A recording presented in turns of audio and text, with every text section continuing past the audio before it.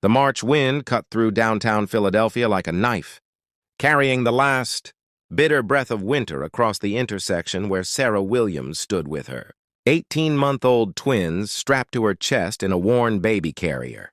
In her cold, numbed hands, she held a basket of flowers, daisies, carnations, and roses she'd bought wholesale that morning with the last of her money, hoping to sell them to commuters heading home from work. Emma and Ethan, her blonde-haired twins, pressed against her for warmth, their small faces red from the cold, their eyes heavy with the exhaustion that came from spending hours outside in weather no toddler should be exposed to.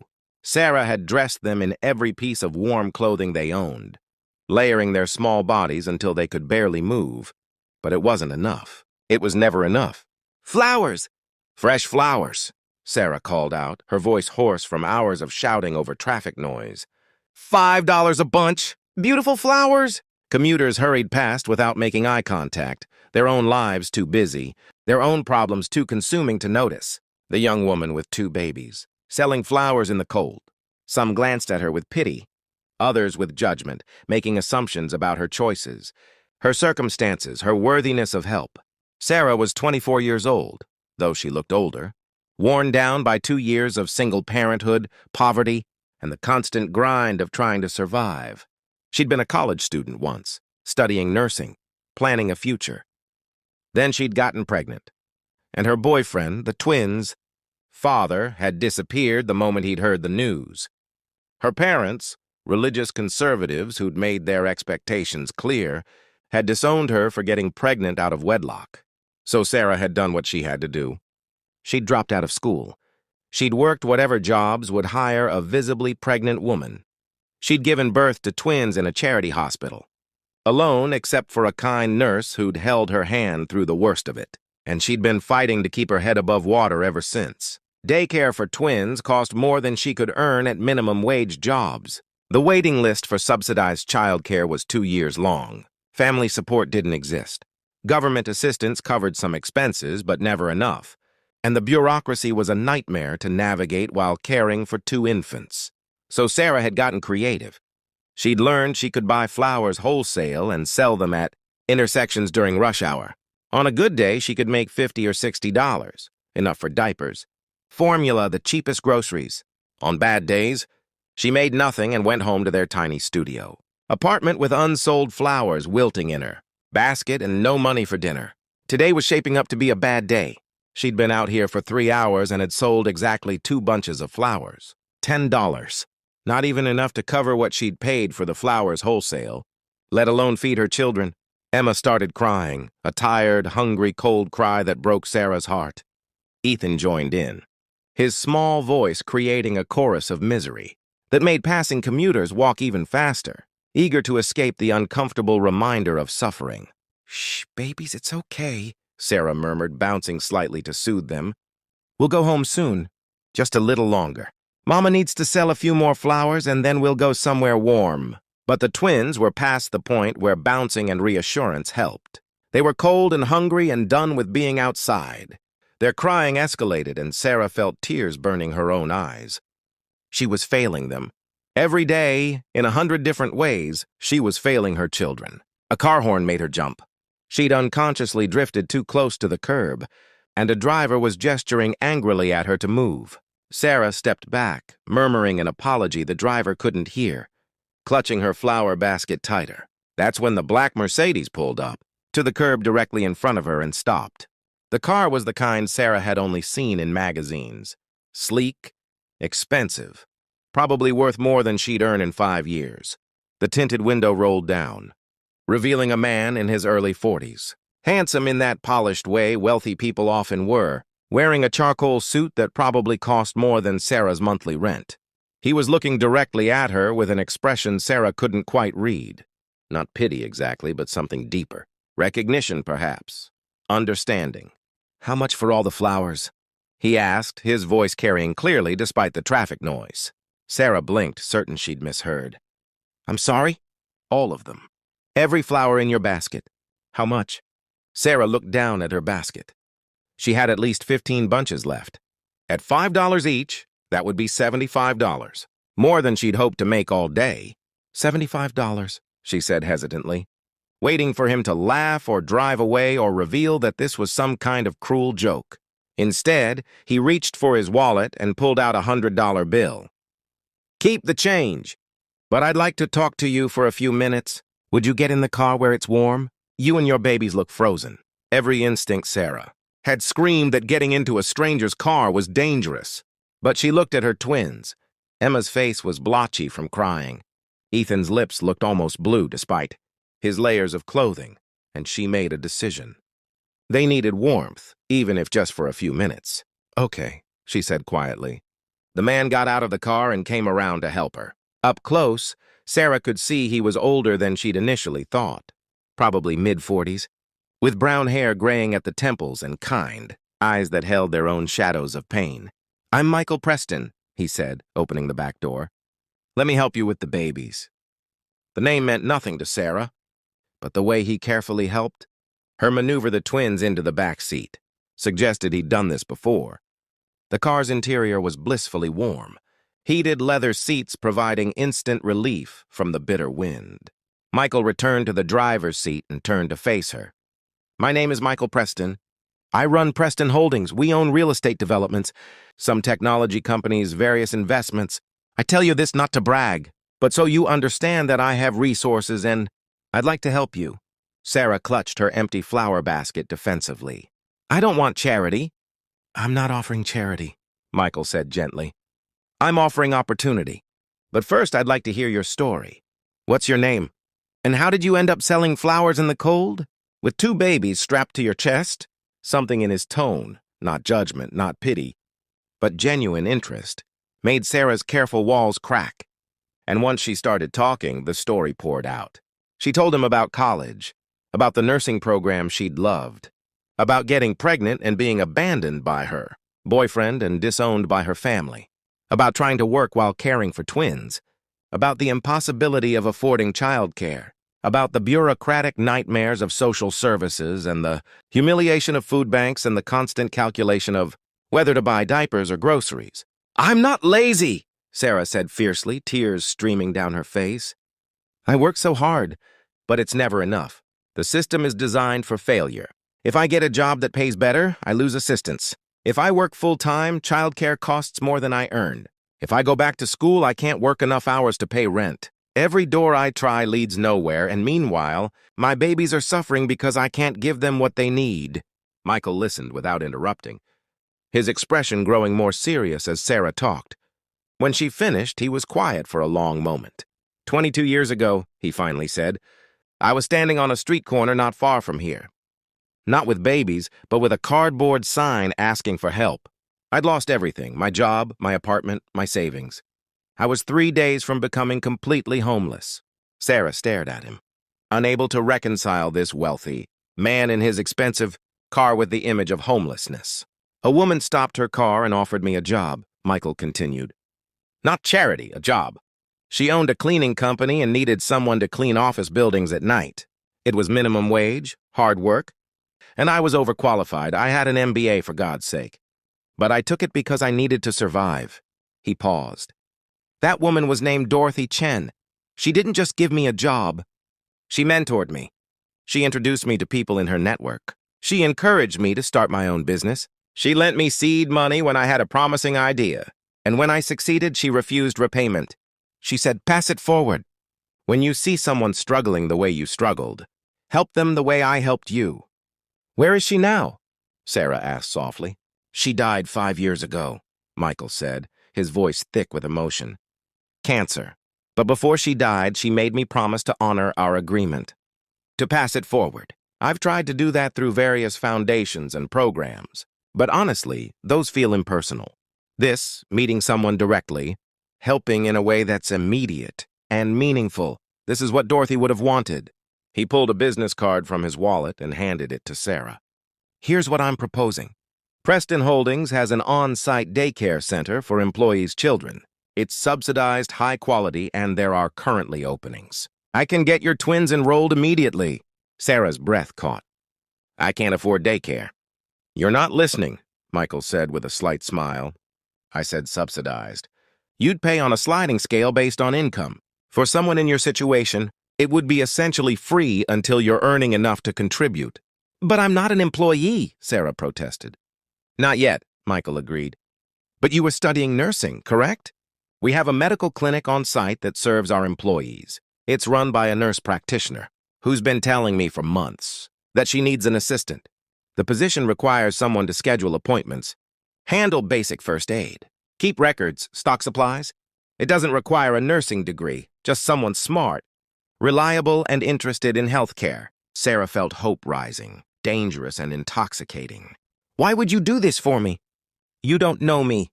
I know enough, Michael said. I know you're standing in the cold selling flowers instead of begging.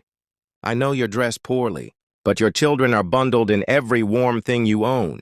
I know you're exhausted but still trying. That tells me you're exactly the kind of person Dorothy saw in me, someone who just needs an opportunity, not charity. What if I fail? Sarah whispered. What if I'm not good enough? Then we'll figure it out, Michael said simply. The point isn't perfection. The point is opportunity. The chance to work, to support your children, to eventually go back to school if that's what you want, to build a life instead of just surviving day to day. Emma and Ethan had fallen asleep in Sarah's arms, finally warm and peaceful. Sarah looked down at them, these two small people who depended entirely on her, who deserved so much more than she'd been able to give them. Yes, she said. Yes, I'll take the job. Thank you. Thank you so much. Don't thank me yet, Michael said with a smile. Wait until you've worked for us for a while and realized how demanding we can be. But Sarah, I believe you're going to do great things. All you needed was a chance. The next morning, Sarah showed up at Preston Holdings with her twins, terrified and hopeful in equal measure. The building was modern and gleaming, so different from the rundown places she'd lived and worked. The daycare center was bright and cheerful, staffed by professionals who welcomed Emma and Ethan with warmth and expertise.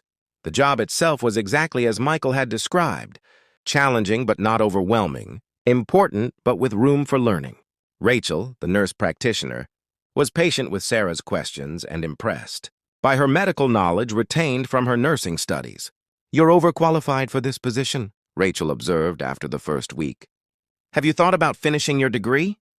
I can't afford to go back to school, Sarah said automatically.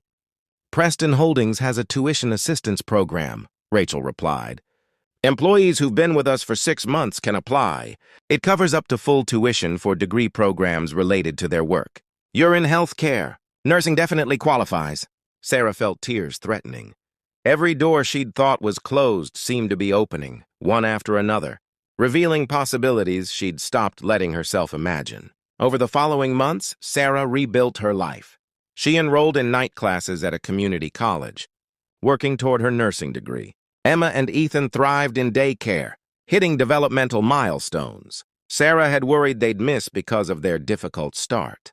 She moved out of the studio apartment into a small 2-bedroom in a safe neighborhood. She started saving money, actually saving, building an emergency fund instead of living crisis to crisis. Michael checked in periodically. Not as a boss. He wasn't directly her supervisor, but as a mentor. He'd ask about her classes, her children, her plans. He'd offer advice when she struggled and encouragement when she succeeded. You're doing this, he'd tell her. Not me. I just opened the door. You're the one who walked through it and did the work. But Sarah knew better. Yes, she was working hard. Yes, she was making good choices. But none of it would have been possible without that moment when Michael stopped his car, bought her flowers, and offered her a chance. 2 years after that cold March day, Sarah graduated with her nursing degree. She'd been offered a full-time position in the Preston Holdings medical clinic with benefits, good pay, and a schedule that allowed her to be present for Emma and Ethan. Her twins were 3 now, happy and healthy and thriving. At her graduation ceremony, Michael was there in the audience beside Rachel and several other colleagues from Preston Holdings. After the ceremony, he pulled Sarah aside. Dorothy would be proud, he said simply. And so am I. You've worked incredibly hard to get here. I couldn't have done it without you, Sarah said. Michael, you saved us. My children would have had such a different, harder life if you hadn't stopped that day. Or you would have found another way, Michael replied. Because that's who you are, someone who survives, who persists, who fights for her children. I just made the fighting a little less impossible." He paused. "I need to tell you something. That day I stopped my car. I'd just come from a doctor's appointment. I'd been diagnosed with early-stage cancer, treatable but serious, and I was driving around trying to process it, thinking about mortality and legacy and what really mattered." Sarah felt her throat tighten. "Are you okay?" "I am," Michael assured her. "Treatment went well. I'm cancer-free now, but that diagnosis changed my perspective. Made me think about Dorothy and her promise to pass it forward. Made me realize I'd been doing it in abstract ways, writing checks, sitting on boards, but not in the personal, meaningful way she'd helped me." "And then you saw me selling flowers," Sarah said softly. "And then I saw you," Michael confirmed. A young mother, clearly struggling but still trying. Not begging, not giving up, but selling flowers in the cold to feed her babies. It reminded me of myself holding that cardboard sign, desperate but not defeated. And I thought, this is my chance. This is how I honor Dorothy's memory and my own second chance at life. He smiled. "So thank you, Sarah, for letting me help you. For working so hard to make that help matter. For proving that what Dorothy believed, that people just need opportunity, not judgment, was true." 5 years after that cold day, Sarah was a full-fledged registered nurse, running the medical clinic at Preston Holdings. Emma and Ethan were in kindergarten, reading above grade level, showing no signs of the trauma that might have marked children who'd spent their earliest months in poverty. But Sarah never forgot. She volunteered at homeless shelters, using her nursing skills to provide health care to people experiencing the kind of desperation she'd once known. She spoke at community colleges, sharing her story with other single mothers trying to balance school and parenting. She contributed to scholarship funds and childcare initiatives. And when she saw people struggling, truly saw them, the way Michael had seen her, she helped. Not with grand gestures usually, but with the kind of practical assistance that actually changed lives. Connections to resources, information about programs, sometimes just the acknowledgement that they were trying, that their efforts mattered, that they deserved support rather than judgment. "I'm passing it forward," she told Michael when he noticed her growing advocacy work. "Like Dorothy asked you to do. Like you did for me. You're doing more than that," Michael observed. "You're using your lived experience to help in ways I never could. You understand what it's like to be judged while selling flowers in the cold. That's powerful." 10 years after that cold March day, Sarah stood at an intersection. Downtown, the same intersection, where she'd once sold flowers. But this time, she wasn't selling anything. She was distributing information about a new program she'd helped develop through Preston Holdings. Comprehensive support for single parents, subsidized childcare, job training, tuition assistance, healthcare, and mentorship. A young woman approached hesitantly, a toddler on her hip, her clothes worn and her eyes tired. "Is this real?" she asked, looking at the flyer Sarah had handed her. "Or is it one of those things where they promise help, but there are so many requirements you can never actually qualify?" "It's real," Sarah promised. "I know because I've been where you are. 10 years ago, I was standing on this exact corner, selling flowers with my twin babies strapped to my chest, freezing and desperate and out of options. Someone helped me. And now I help others. That's how it works." The young woman's eyes filled with tears. "I don't know if I can do this.